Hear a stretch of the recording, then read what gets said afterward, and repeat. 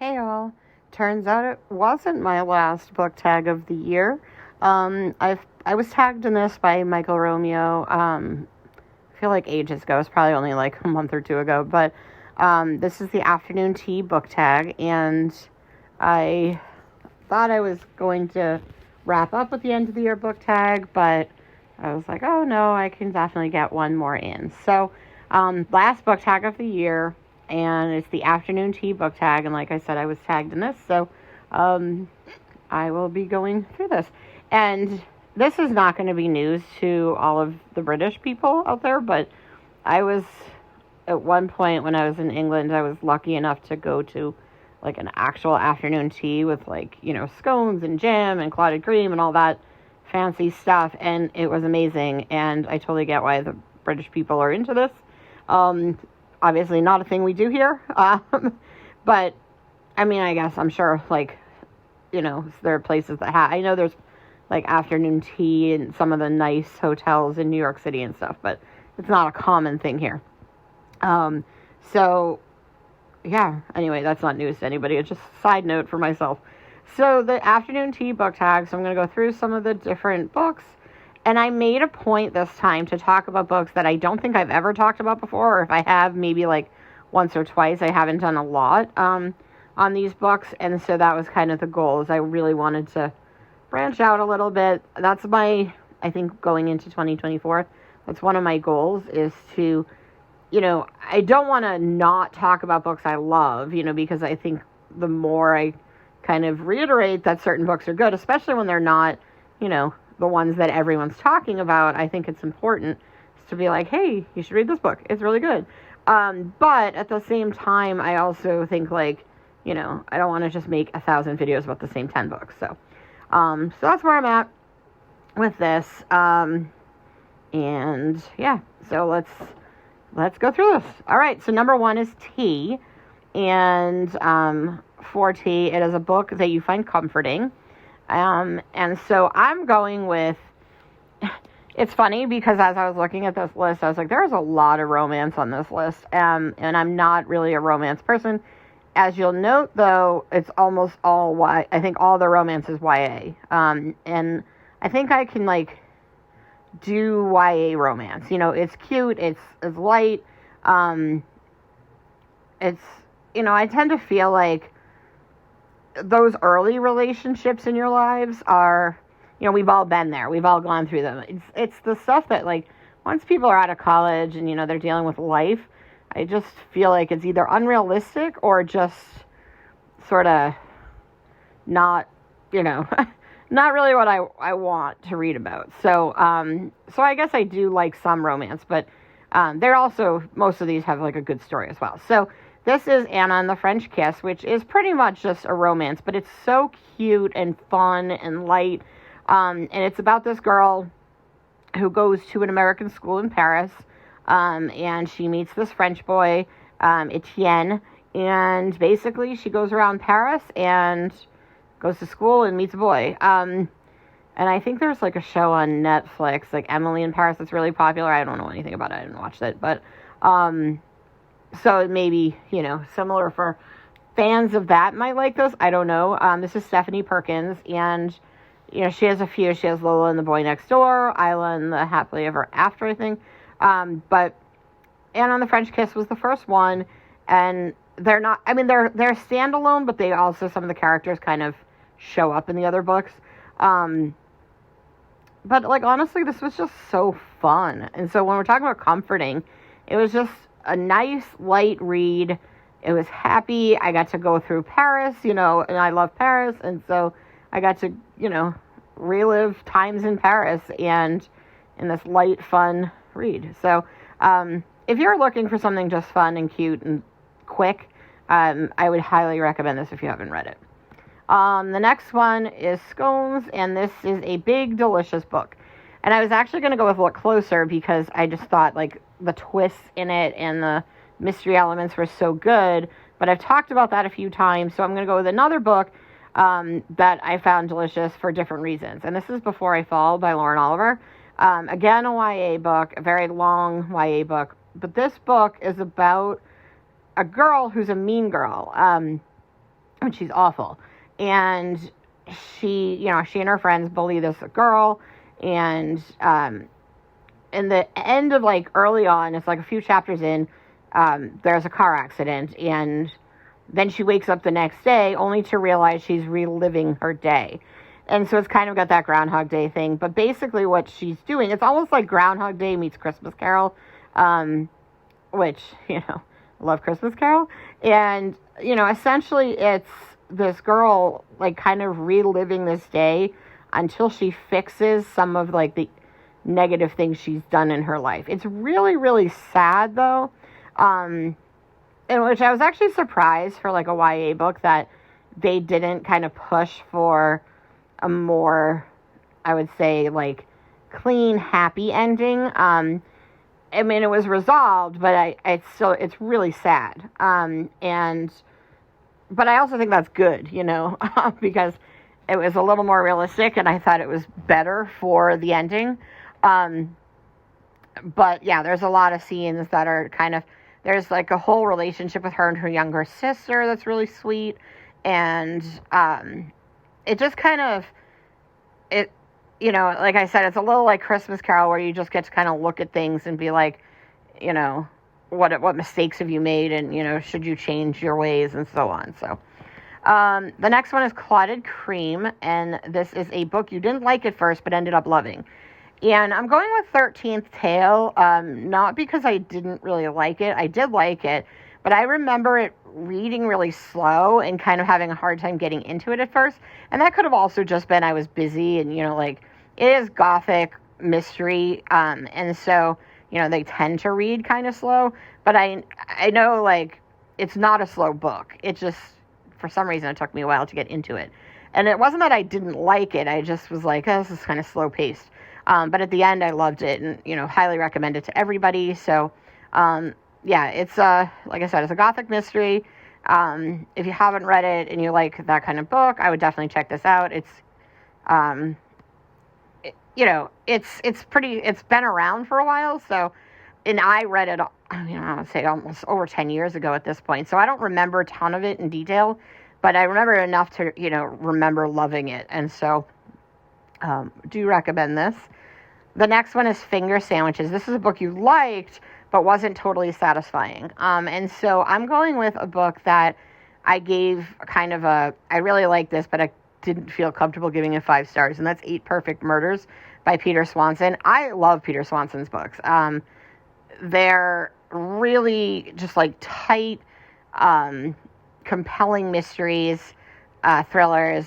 And 8 Perfect Murders, I think part of the problem is, like, I wanted this book to be just brilliant, and I felt like it was great. But the thing is, it's about this guy who works in a bookstore, and he creates a blog post of 8 perfect murders in books and in mystery fiction. And then somebody is acting out those murders because of his blog post. And the concept was just like, oh, I can't wait for this. And then I felt like it was good, but I don't think it went all the way it could have gone, or it didn't really. I feel like kind of about halfway through, it just sort of became a little more like traditional mystery and thriller, and it kind of lost. I actually wanted to see, like, the 8 perfect murders pulled off, and, I mean, the goal is obviously they want to catch the killer before they can complete 8. And so I feel like there were only a couple, and I would have liked to have seen kind of that 8 play out in a way, but, and then, like I said, about, like, a period of, as I was going through it, it just sort of became, like, more traditional, like, oh, here's what this guy's backstory and stuff, and so, a good book. I really enjoyed it, and like I said, Peter Swanson's one of my favorite, go-to sort of mystery writers. It's just, I feel like the concept here could have, like, put this as, like, a, should be a 10-star read, and it was just, like, a good read. So I think that's perfect for, a book I enjoyed but wasn't totally satisfying. And then for Jam, we have Your Favorite Pair of Characters Who Are Sweet Together. And I'm just going with this because it's, holiday season, and this is Dash and Lily's Book of Dares, and it's set right around Christmas, and Dash and Lily are two teenagers in New York City, and they basically meet through this really cute, they have their favorite book, and they go to this bookstore, and they meet through a book that's left there with, like, essentially, like, a journal, and it's this scavenger hunt of clues throughout New York City. It's just a really cute read, and there's a Netflix series based on the book, and it is phenomenal. I loved it. Like, Sir Chunk loved it, and it is not his kind of thing. I mean, it is, like, cutesy YA romance, like, cheesy, and it just, I mean, a part of it's that, it's a holiday movie or holiday series, and so if you really want to get into, like, the holiday spirit, it's a little late now, I guess, but, and we talked about this, hopefully, the plan is to talk about this, but, we want to talk about this because it's a great series and definitely worth watching, and the book's really great, too, so that's a great pair of sweet characters. And then for Petit 4, this is a short book, novella, or short story. And I'm going to go with a short story that's one of the most heartbreaking short stories that I have ever read and probably ever will read. And this is Oscar Wilde's The Nightingale and the Rose. And I'm not going to say much because it's a short story, so I feel like there's too much. If I say anything, like, I could ruin it. But also, just go read it. And I'm going to put the link up, because it's in the public domain, and you can just go read it. And you can have your heart broken because it's beautiful, but it is absolutely devastating. The next one is Strawberries and Cream, and this is a dynamic duo. And I had a ton of options, but I wanted to talk about a book I don't think I've talked about. And since I'm obviously doing heavy with the YA and, YA romance in particular, I went with Jessica's Guide to Dating on the Dark Side by Beth Fantaschi. And this is, like, this is my answer to Twilight. So it's about this girl who meets a vampire in high school, and so Jessica, and Lucius is this vampire, and she is snarky and just, like, irritable, and she thinks the whole vampire thing is stupid, and she finds out he's a vampire, and she's, like, not having it. So she gets this, like, literally a guide to, like, dating vampires, and, like, learns all about vampires, and decides, fine, I like him enough. But she's, like, really resistant, even though she, like, even knowing he's a vampire, she's just, like, not having it. And it's so funny. And, like, I just couldn't, I don't like Twilight, because I feel like it takes itself so seriously, and this was great, because, like, I was like, if you were really going to meet somebody and they were a vampire, and if you were going to buy into that, like, I love the sort of, like, snarky, funny, I mean, it still has romance, and, like, there is a real romance here, and there is a vampire, it's, like, a legitimate vampire, but it just has, like, a really good kind of modern sensibility to it that I just really, really enjoyed. So, and I don't think I've ever mentioned this book, and I read it, like, 15 years ago or something, so, definitely worth checking out, especially if you're into, like, paranormal romance, but it's funny, so you got to be in the mood for, like, it's not going to take itself seriously.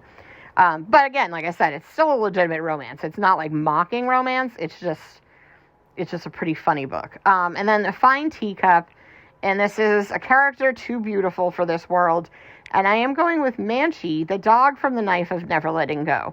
So I've mentioned this a couple times in the past, I think, but, like, I hate talking about this series because I love this series, the Chaos Walking trilogy.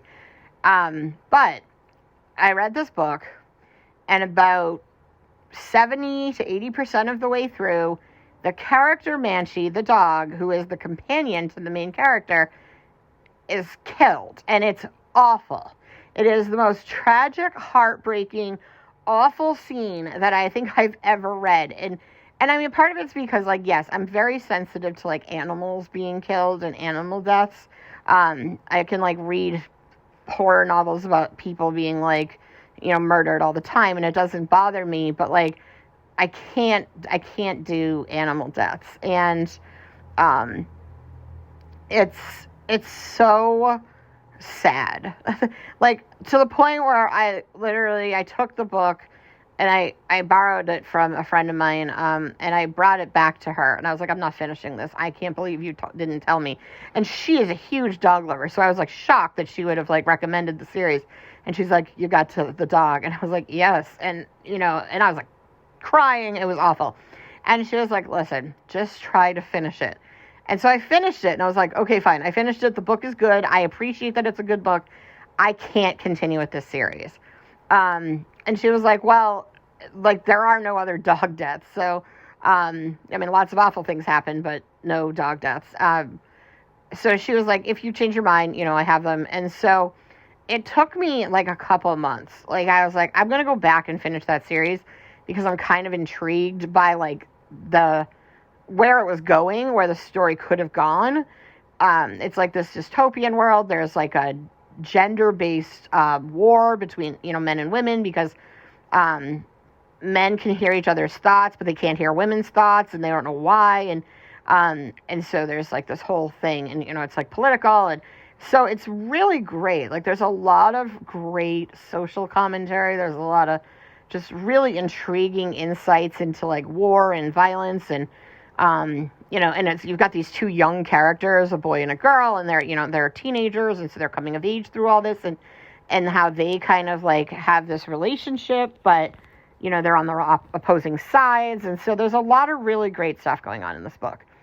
But if you are going to read it, I would honestly, as much as I love this trilogy, you may be better off to just go grab like a summary of what happens in The Knife of Never Letting Go, and then start with the second book, The Ask and the Answer, and just read The Ask and the Answer and Monsters of Men, and do not read this book. Because if you are introduced to Manchi, you are going to love him because he's a male dog, and so Todd, the main character, can hear his dog's thoughts, and I mean, they can hear anyone's thoughts, but except women's, but he can hear this dog's thoughts, and so he's his best friend.